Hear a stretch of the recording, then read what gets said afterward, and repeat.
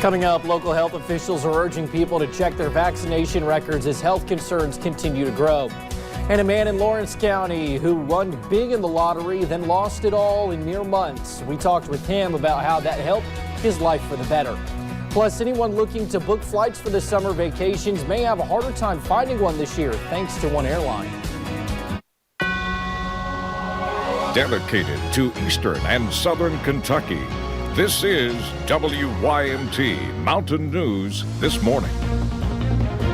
Good morning. It is 5:28 on Monday, June the 10th. I'm Will Puckett. Thank you for tuning into Mountain News this morning. Well, if you had plans outside mostly Saturday and some parts of Sunday, they were probably ruined in Brandon.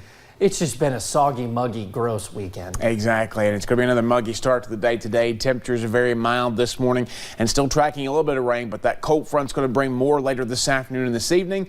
But there is a break on the horizon. Just hang in there a little while longer. We look at live input Doppler radar. That same stubborn cell over parts of Knox County there, going into parts of Clay County now, still hanging out down into southern Campbell County, still watching that one as well this morning. Temperatures across the board anywhere from 66 to 70, so kind of a range there. Dew points are still close to 70, so very sticky out there this morning. When it comes to temperature change, we're about where we were this time yesterday, so no major issues. Iced coffee type day, but of course it's Monday, so you always need a little extra on Mondays. Your 12-hour planner shows that temperatures are going to climb slowly today, only in the upper 70s, and that cold front comes through, bringing us chances for showers and storms as we head deeper into the day. The rest of that forecast coming up here in just a few minutes. Will?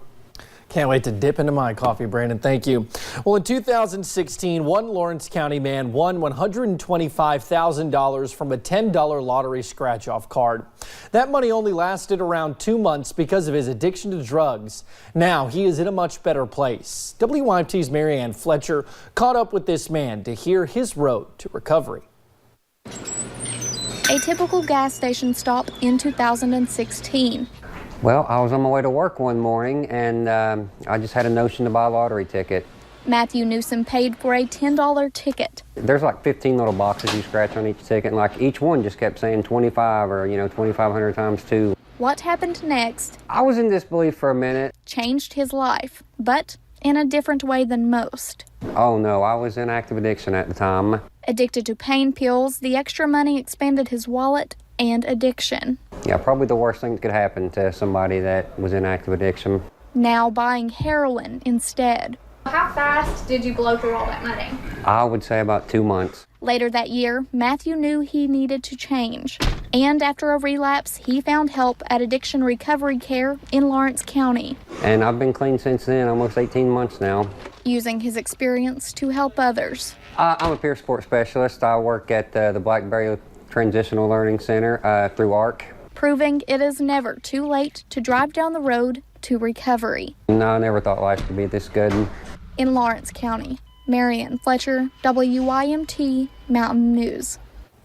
Now, if you or a loved one is currently in active addiction, you can visit our website, WYMT.com, for more information on addiction recovery care. Well, officials in the Kentucky River District Health Department are urging people to vaccinate their children and make sure their own vaccinations are up to date. Public Health Director for the district, Scott Lockard, says he encourages everyone to get vaccinations for treatable diseases. Lockard was on the forefront of the hepatitis A epidemic that impacted our region. And although the hepatitis A numbers are going down, he says there are other issues the department must continuously work to combat. We're seeing right now an outbreak of measles. Vaccines are safe. They've debunked a lot of false information out there about our vaccinations. So, we should be getting our vaccines for all the childhood preventable diseases. Now, if you have questions, we have contact information to the District Health Department on our website at WYMT.com. Paratroopers from across Europe and the United States performed a commemorative airborne jump in Normandy on Sunday to honor the airborne assaults conducted by Allied air and land forces 75 years earlier. More than 900 military paratroopers from the United States, France, the United Kingdom, the Netherlands, Belgium, Germany, and Romania jumped from C-130 aircraft into the Iron Mike drop zone near St. Margulies. The jump concluded a week of events commemorating the 75th anniversary of the D-Day landings on June 6, 1944. Iowa was crowded with Democrats campaigning for president over the weekend. One of those campaigning was Pete Buttigieg. He hosted a picnic at a park in Cedar Rapids, Iowa on Sunday. During a brief message to his supporters, Buttigieg said he would need something from the era. Said we need something from this era to break up the GOP monopoly on the politics of freedom. We come together and we make sure that the future is better than the past. We make sure that we're walking together toward a more inclusive road ahead. And we need something in this era completely different than what we got in the White House. Afterwards, the South Bend, Indiana mayor did a meet and greet with supporters. He took pictures with young fans and performed with a live band. Now, while presidential hopefuls campaigned in Iowa, a former president was also out and about over the weekend a little further south. In Georgia, former President Jimmy Carter returned to Marantha Baptist Church yesterday to teach his Sunday school class for the first time since he broke his hip in May. Well, Mexico's President Andrés Manuel López Obrador hailed Friday's agreement with the U.S. on immigration enforcement. The agreement led President Trump to suspend tariffs he had threatened to impose on Mexico for the indefinite future. Speaking at a rally in Tijuana Saturday, the Mexican president stressed his desire for dialogue and cooperation with the United States. He also spent part of his speech addressing history between the two countries and said that humanitarian aid for asylum seekers would begin this week. A former University of Florida football player was arrested. The arrest is related to a 3-year-old murder case. Earl Antonio Joyner, known as Tony Joyner, is accused of killing Hazel Obando in 2016. Fort Myers police say they worked with the Oxygen television series Cold Justice and the state attorney's office to make the arrest. Joyner has been charged with second-degree murder. A man missing for nearly 7 days in an Arkansas forest is alive and okay. Search teams in Ouachita National Forest found Joshua McClatchy in a remote area about 100 miles from Little Rock Friday night. That's according to Joshua's sister. McClatchy, who is from Fort Worth, Texas, was hiking when he ended up in a wilderness area.